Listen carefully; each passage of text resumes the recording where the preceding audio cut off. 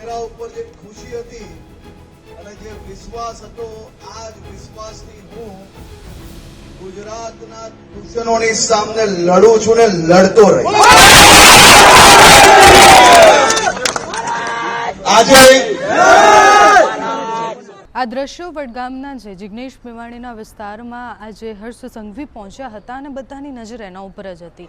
શક્તિ પ્રદર્શન થયું, મોટી સંખ્યામાં લોકો એમના સ્વાગત માટે આવ્યા. હર્ષ સંઘવી ત્યાં આવવાના હતા એની પહેલાં જિગ્નેશ મેવાણીએ એમને ચેલેન્જ પણ આપી હતી. આ લડાઈ હવે દારૂબંધીથી અને કોણ દારૂ ક્યાંથી આવે છે અને બુટલેગરો કેમ આટલા ફૂલા ફલ્યા છે એના કરતાં વધારે હવે કોનામાં કેટલો દમ છે બતાવવાની થઈ ગઈ છે. રાજનીતિ એટલી ચરમ પર પહોંચી ગઈ છે કે ગૃહમંત્રીને દારૂડિયા કહેવા સુધીની વાતો નેતાઓએ કરી દીધી છે. ત્યારે આજે વડગામમાં અનેક લોકાર્પણો અને વિકાસના કાર્યો માટે પહોંચ્યા હતા હર્ષ સંઘવી. જ્યારે ત્યાં પહોંચ્યા ત્યારે એમનું સ્વાગત કરવામાં આવ્યું. સ્વાગત પછી એમણે ત્યાં ભાષણ પણ આપ્યું. જે પુસ્તકાલય હતું એનું લોકાર્પણ કરવામાં આવ્યું અને પુસ્તકાલયમાં જઈને જ્યાં લોકો હતા એમની સાથે હર્ષ સંઘવીએ વાત પણ કરી. નાયબ મુખ્યમંત્રી હર્ષ સંઘવી જ્યારે વડનગર પહોંચ્યા ત્યારે એમણે દારૂબંધી અને કેવી રીતના દારૂનું દૂષણ છે એ વિષય પર પણ બોલ્યા. છેલ્લા કેટલાય સમયથી આ મુદ્દે ખૂબ ચર્ચાઓ થઈ રહી હતી. હર્ષ સંઘવી ઉપર સવાલ ઉઠી રહ્યા હતા ત્યારે એમણે એવું કીધું કે તમારો ગુસ્સો હું સમજી શકું છું અને અત્યારે જે દારૂ અને ડ્રગ્સનો મુદ્દો છે એના ઉપર કામ કરવામાં આવશે. તમારો ગુસ્સો વ્યાજબી છે. આ વાત એમણે કરી છે. હર્ષ સંઘવી જ્યારે આજે વડગામમાં પહોંચ્યા ત્યારે શું થયું તેના પર કરીએ નજર.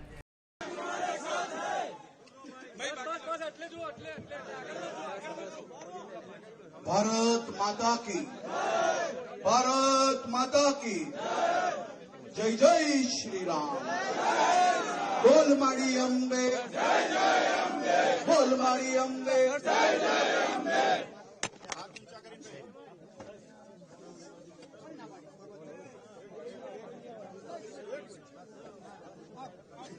આજે વડગામના સરકારી તાલુકા પુસ્તકાલયનું લોકાર્પણ પ્રસંગે મારે જયારે અહીંયા આવવાનું થયું અને આ વડગામની 18 વર્ણો ભેગી થઈ બધા જ સમાજના આગેવાનોથી લઈને યુવાનો, આપ સૌના ચહેરા ઉપર જે ખુશી હતી અને જે વિશ્વાસ હતો, આ જ વિશ્વાસથી હું ગુજરાતના દુશ્મનોની સામે લડું છું ને લડતો રહીશ. આજે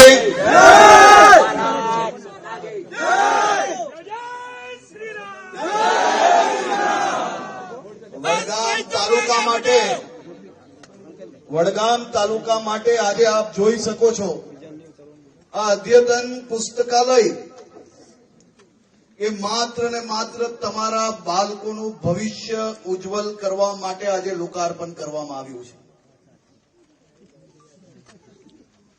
આ કોઈની માંગણીથી બનાવવામાં નથી આવ્યું. રાજ્ય સરકાર જે તમારી છે, તમારા આશીર્વાદથી ચૂંટાઈને તમારી નાની નાની ચિંતાઓ એક પછી એક, તમારા તમામ જે વિષયો કે તમને નાની મોટી સુવિધાઓથી તમારું પરિવાર, તમારા બાળકોનું ભવિષ્ય ઉજ્જવલ બની શકે તે માટે આવા અદ્યતન પુસ્તકાલય તાલુકા કક્ષાએ બનાવી રહ્યા છે. અને આજે જે પુસ્તકાલય આપ જોઈ શકો છો અહીંયા, આમાં બાળકીઓ માટે તદ્દન અલગ વ્યવસ્થાઓ ઉભી કરવામાં આવી છે. આજના જમાનામાં કોમ્પ્યુટર, ઇન્ટરનેટથી જે પુસ્તકો વાંચવાની હોય તેની બી વ્યવસ્થાઓ અલગ ઉભી કરવામાં આવી છે. એક સાથે 160 થી વધારે વિદ્યાર્થીઓ, યુવાઓ અહીંયા વાંચી શકશે ને એમનું ભવિષ્ય ઉજ્જવલ કરી શકશે. આપણે વડગામમાંથી આવનારા સમયની અંદર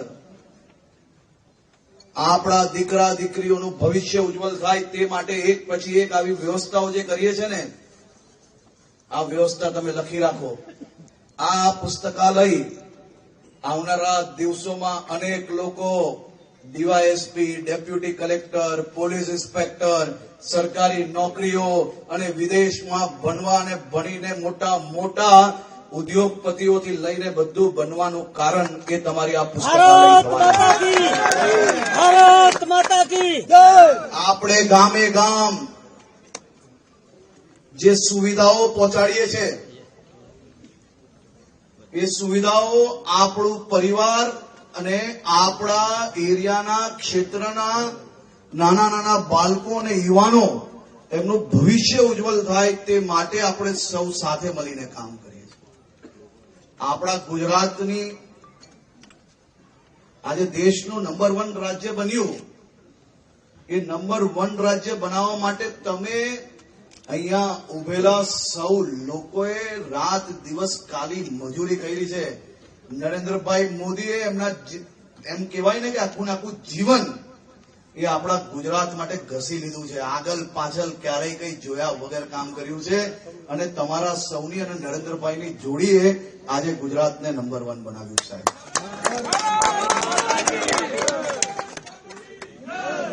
હું તમારો ગુસ્સો સમજી શકું છું.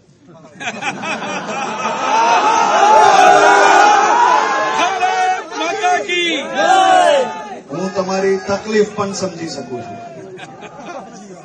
પરંતુ આપણે સૌ સાથે મળીને ક્યારેય કોઈ પ્રકારના આક્રોશમાં આવવાની જરૂર નથી. સમાજ જીવનમાં તમારી બધી જ જરૂરિયાતો માટે ભૂપેન્દ્રભાઈ પટેલની સરકાર એ તમારી જોડે ઉભી છે. ફોન કરજો, અડધી રાત્રે આવી ગઈ. તો આપ સૌને ફરી એકવાર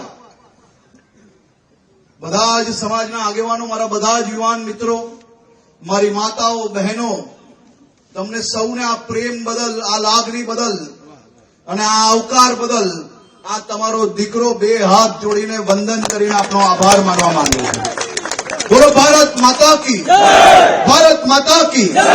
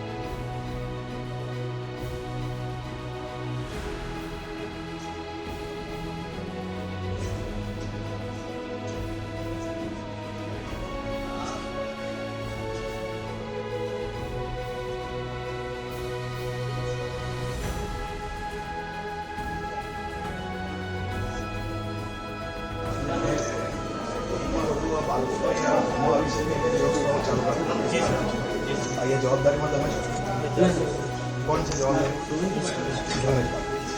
પ્રિન્સિપાલ તમે છો. કેટલા વખતથી તમે સારું કરજો. અને વડગામમાં જે આ બાળકો છે ખરેખર ભવિષ્ય ઉજ્જવલ થાય તે માટે ગ્રંથાલય ખૂબ મહત્વનો ફાળો ભજવે. 20,000 જેટલી બુક છે અત્યારે. अच्छा, काफी अच्छी डिजाइन थी.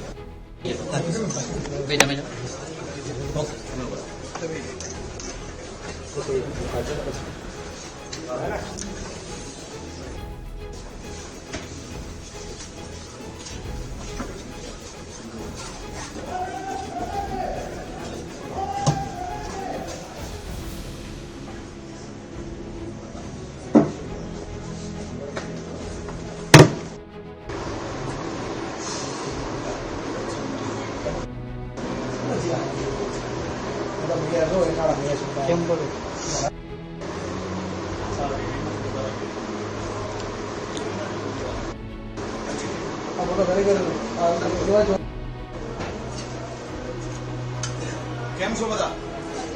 હા, મજામાં છો બધા વડગામથી જ છો શું નામ છે તમારું સોલંકી નીતિકા રંજનસિંહ ઓકે તારું નામ બેટા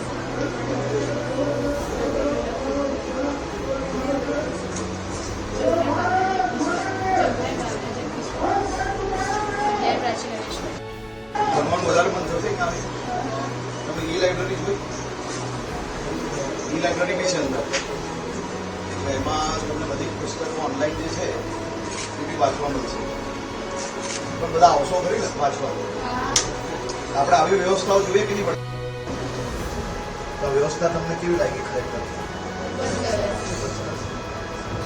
તો સાચવજો બેટા સાફ રહે બધા તમારા બધા સાથે રોજ આપણી આ વડગામની પુસ્તકાલયના માધ્યમથી વડગામના હજારો લોકો આવનારા દિવસોનું ભવિષ્ય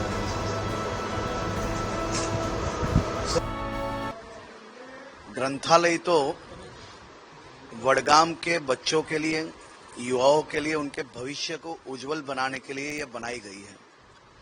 ग्रंथालय के नाम पे राजनीति करना ये मेरा व्यवहार नहीं और ये मेरी खास तौर पे ये मेरी समझन के बाहर की चीज है।